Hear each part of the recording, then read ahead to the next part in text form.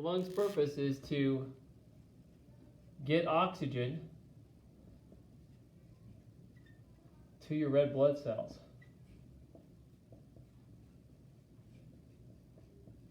So how does that happen? Well, when you breathe in O2 along with other gases. That's what oxygen comes as. It's two oxygen atoms combined together. So you breathe in oxygen along with the other gases, and then you breathe out carbon dioxide. Now, as you can see, carbon dioxide and oxygen look very similar, and there's a reason behind that.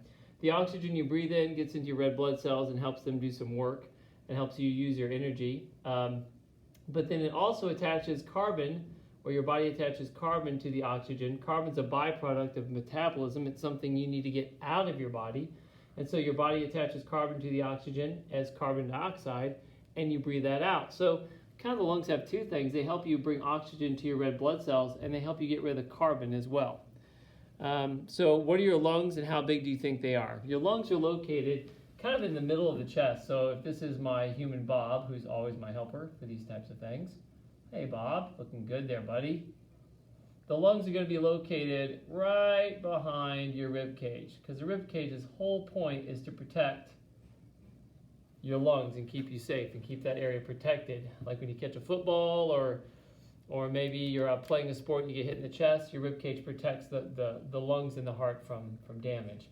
And they're approximately about almost the size of maybe both your hands kind of put together like this, but they lie on either side of your chest, one on the left and one on the right.